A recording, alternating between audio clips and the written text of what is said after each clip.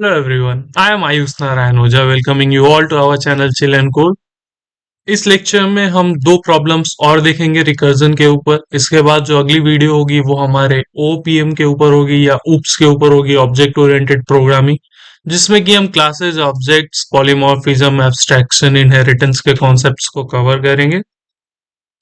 अभी जो हम दो प्रॉब्लम लेने जा रहे हैं वो भी बहुत सिंपल से हैं। पहला तो ये है कि मान लेते हैं इनपुट के तौर पे हम किसी भी यूजर से कोई इंटीजर एन ले रहे हैं, तो हमें इस मतलब जीरो से लेकर एन तक के सभी नंबर्स जो आते हैं उनका सम क्या होगा ये काउंट करके बताना है। तो सिंपल सा हम एक फंक्शन बनाएंगे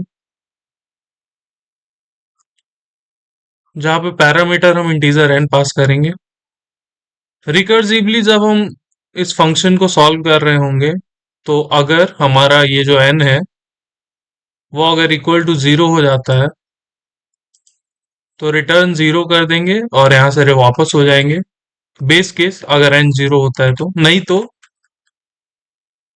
एक इंटीजर सम मान लेते हैं।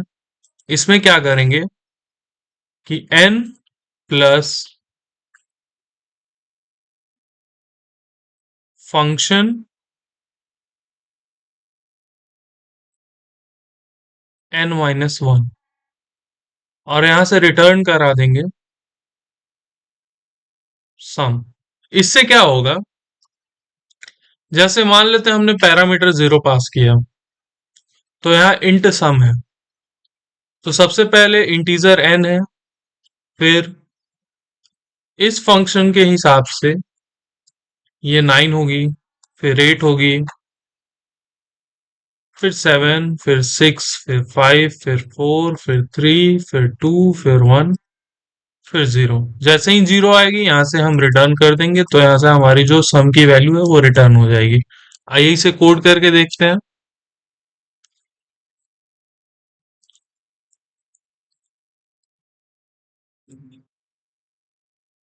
Public static void main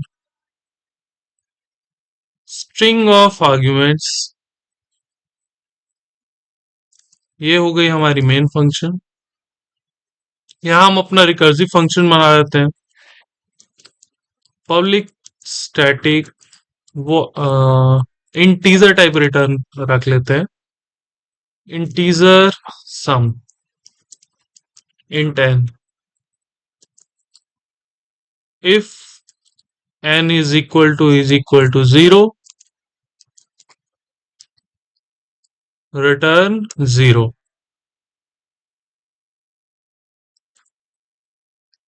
int s is equal to n plus sum n minus 1 और यहां से रिटर्न करा देंगे s को। यहां से प्रिंट करा लेते हैं अपने फंक्शन को, 10 पास कर देते हैं आर्ग्यूमेंट, सेव करते हैं इसे और रन करते हैं।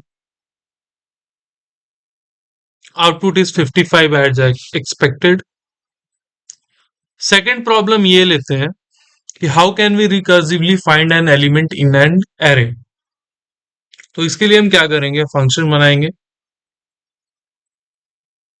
इसमें हम आर्ग्यूमेंट के तौर पे अपनी एरे पास करेंगे, की पास करेंगे और इंडेक्स पास करेंगे।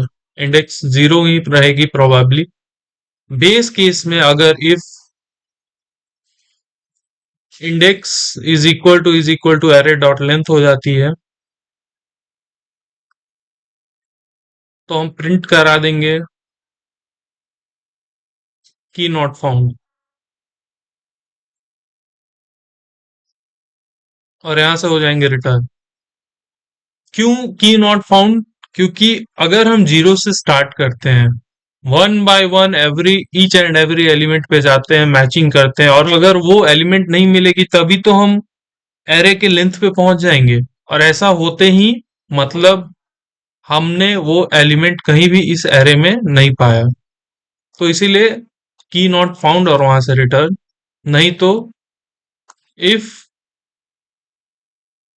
array at index I is equal to की प्रिंट करा देंगे की फाउंड और इंडेक्स भी प्रिंट करा देंगे।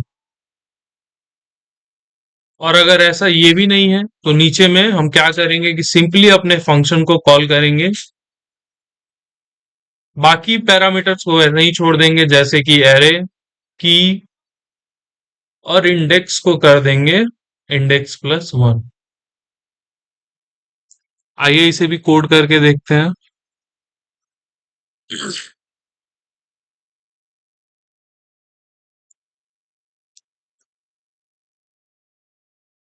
Public static void search int array int की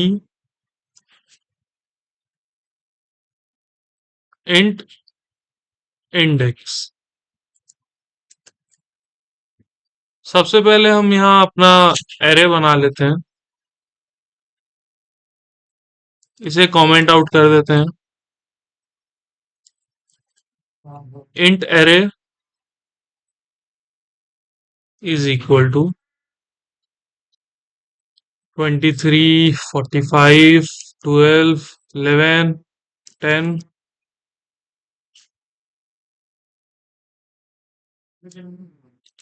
If idx is equal to array dot length, print करा देंगे एलिमेंट नॉट फाउंड।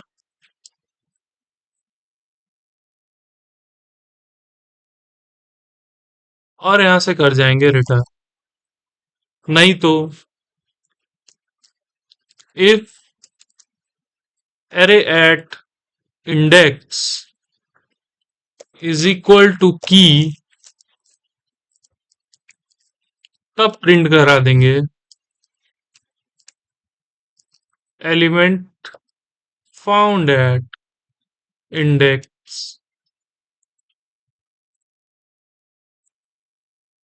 और प्रिंट करा देंगे अपने इंडेक्स पे।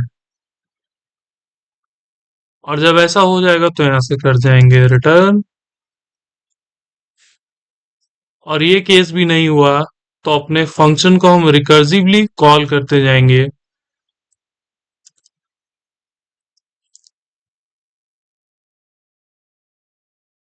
और इंडेक्स को एक से बढ़ाते जाएंगे।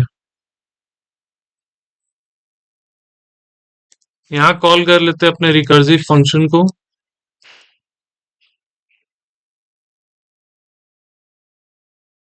की को पास कर देते हैं 11, इंडेक्स को 0 से इनिशियलाइज करते हैं, सेव करते हैं और करते हैं run. Element found at index 3 देख सकते हैं।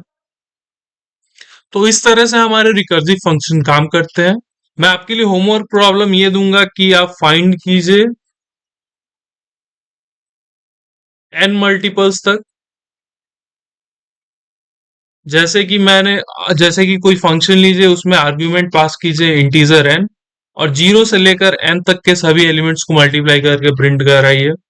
दूसरा ये कर सकते हैं कि लास्ट अकरेंस फाइंड कीजिए किसी एलिमेंट का एरे में। ये मैं आपके लिए होमवर्क प्रॉब्लम देता हूं। Till then keep learning, stay tuned with Chill and Code. Please do like and subscribe the channel. Please do comment and give your valuable feedback in the comment section. Thank you all.